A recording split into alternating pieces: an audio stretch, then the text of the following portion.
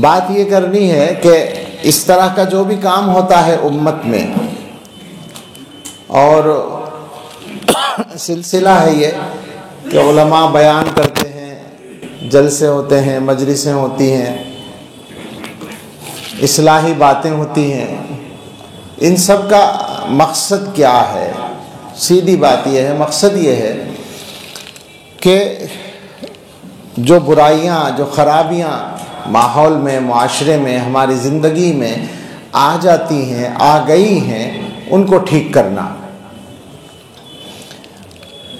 اور اس کو ٹھیک کرنے کے لیے ایک تو یہ ہے کہ آدمی خود احساس کرے اپنی بیماری کا، اپنی پریشانی کا، اپنی غلطی کا، اور ایک یہ ہے کہ آدمی کو دوسرے کی بیماری کا بھی پتہ چل جاتا ہے تو وہ اس بیماری کو دور کرنے کی کوشش کرے، برائی کو۔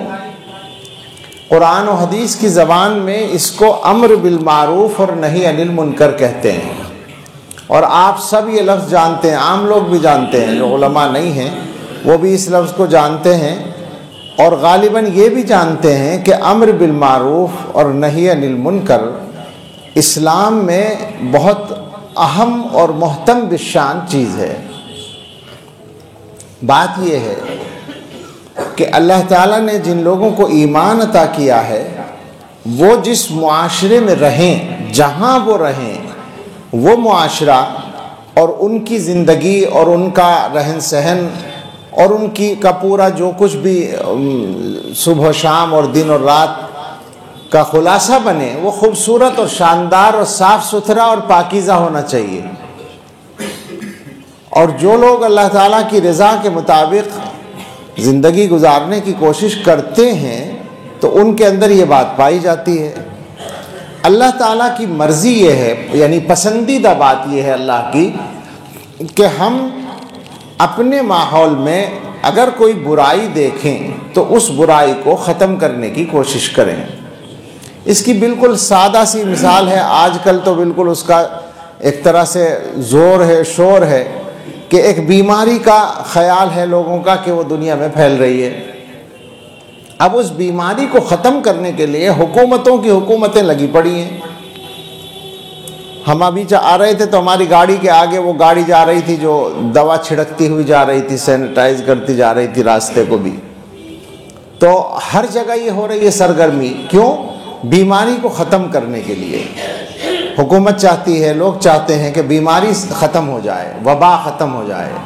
تو بالکل اسی طریقے سے ہمارے ماحول میں جو برائیاں آ جاتی ہیں، ان برائیوں کو ختم کرنے کی کوشش کرنا یہ ہر مسلمان کی ذمہ داری اللہ تعالیٰ نے مقرر کی ہے۔ اس کو کہتے ہیں امر بالمعروف نہی عن المنکر، معروف کا حکم دینا اور منکر سے روکنا۔ معروف کے معنی ہے پہچانی ہوئی چیز، اور منکر کے معنی ہے اجنبی چیز۔ اسلامی معاشرے میں اچھائیاں پہچانی ہوئی چیز ہوتی ہیں اور برائیاں اجنبی چیز ہوتی ہیں۔ آپ اس لفظ کو سمجھ لیں گے تو پتہ چل جائے گا برائی کیا ہے، اچھائی کیا ہے۔ یعنی اس کی مثال یوں سمجھیں کہ جیسے آپ کسی بھی اسلامی ماحول میں رہتے ہیں جہاں چاروں طرف مسلمان ہیں اور دیندار لوگ ہیں، وہاں اگر آپ نماز پڑھیں تو کسی کو عجیب نہیں لگے گا، وہ جانی پہچانی چیز ہوگی۔ وہاں آپ تلاوت کریں، جانی پہچانی چیز ہوگی۔ وہاں آپ کسی کی مدد کریں، جانی پہچانی چیز ہوگی۔ وہاں آپ سچ بولیں، وہاں آپ وعدہ پورا کریں، وہاں آپ حسن سلوک کریں، جو بھی نیک کام کریں تو وہ کوئی اجنبی بات نہیں ہوگی۔ مثال کے طور پر بس نماز کو سمجھ لیں کہ وہ اجنبی بات نہیں ہوگی نماز پڑھنا۔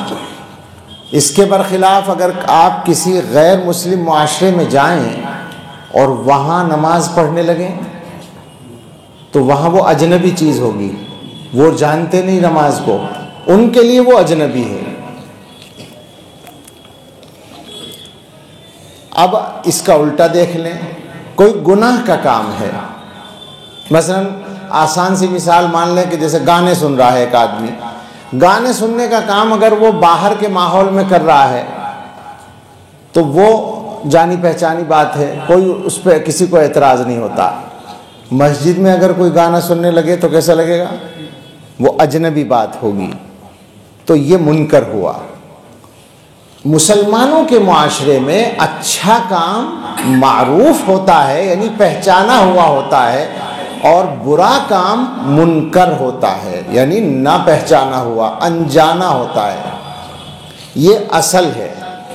اب آپ ایمانداری سے جائزہ لے لیں کہ ہو کیا رہا ہے۔ ہو کیا رہا ہے؟ مسلمانوں کے معاشرے میں کوئی گناہ ایسا بچا ہے جو اجنبی سمجھا جائے؟ مثلا اگر آپ کو پتہ چلے کہ فلاں جوان شراب پیتا ہے تو کوئی تعجب ہوگا آپ کو؟ بہت سارے پیتے ہیں۔ آپ کو پتہ چلے کہ فلاں جوا کھیلتا ہے تو کچھ اجنبی لگے گا؟ بہت سے کھیلتے ہیں مسلمانوں میں۔ فلاں آدمی گھر والوں پر ظلم کرتا ہے، کوئی تعجب نہیں ہوگا، اس لیے کہ یہ غلطی بہت سے لوگ کرتے ہیں۔ فلاں آدمی جو ہے پیسہ دبائے بیٹھا ہے دوسروں کا، تعجب نہیں ہوگا، اس لیے کہ بہت سے لوگ کر رہے ہیں۔ فلاں آدمی وعدہ خلافی کرتا ہے، فلاں آدمی جھوٹ بولتا ہے، فلاں آدمی غیبت کرتا ہے، فلاں آدمی نعوذ باللہ کوئی اور گناہ کرتا ہے، بڑے سے بڑا یا چھوٹے سے چھوٹا، کوئی اجنبی نہیں رہا، تعجب نہیں ہوتا، اس لیے کہ عام ہو گئے وہ گناہ۔ بلکہ اب الٹا ہو گیا، کسی کے بارے میں قابل ذکر ہوتی ہے یہ بات کہ فلاں آدمی پکا نمازی ہے۔ کسی آدمی کے بارے میں اگر آپ کو بتایا جائے کہ فلاں صاحب بالکل نمازی ہیں، 5 وقت کے اور پابند ہیں جماعت کے، تو کیسا لگتا ہے؟ ماشاءاللہ، بڑا یعنی خوشی ہوتی ہے۔ اس کا مطلب یہ ہوا یہ عام بات نہیں رہی، خاص بات ہو گئی، خصوصیت ہو گئی۔ اسلامی معاشرے میں یہ نہیں ہونا تھا۔ اسلامی معاشرے میں تو یہ ہونا تھا کہ حضرت محمد صلی اللہ تعالیٰ علیہ وسلم نے جو حضرات صحابہ کا معاشرہ بنایا تھا، اس میں یہ ماحول تھا کہ مسجد میں وہ لوگ بھی آتے تھے جو اندر سے مسلمان نہیں تھے، منافق تھے، لیکن انہوں نے پردہ ڈال رکھا تھا اپنے بارے میں، ایمان کا پردہ۔ اس پردے کی حفاظت کے لیے انہیں مسجد میں آنا پڑتا تھا، وہ مسجد میں آتے تھے۔ کیوں آتے تھے؟ اگر مسجد میں نہیں آئیں گے تو سمجھا جائے گا کہ یہ مومن نہیں ہے، کھل جائے گا راز۔ اپنے نفاق کو چھپانے کے لیے، اپنے کفر کو جو دل میں چھپا ہوا تھا۔ بھائی موبائل کی آواز سب لوگ بند کر لیں، ظاہر ہے کہ اس وقت بات تو کرنی نہیں ہے۔ تو اس کفر کو چھپانے کے لیے مسجد میں آتے تھے۔ حدیث میں صحابہ کی یہ بات آپ نے پڑھی ہوگی کہ وہ آدمی جس کا نفاق بالکل ظاہر ہو، یعنی سب کو پتا ہے کہ وہ منافق ہے، وہ نہ آئے تو نہ آئے، باقی سب آتے تھے۔ اس کا مطلب ہوا کہ وہاں نماز نہ پڑھنا اجنبی بات تھی۔ تو یہ سمجھ لیں کہ معاشرہ بہت بدل گیا، الٹ گیا ہے۔ اب مسلمان کی تعریف میں کہا جائے گا کہ صاحب فلاں آدمی بڑا پکا نمازی ہے، تو ہمیں سوچنا چاہیے۔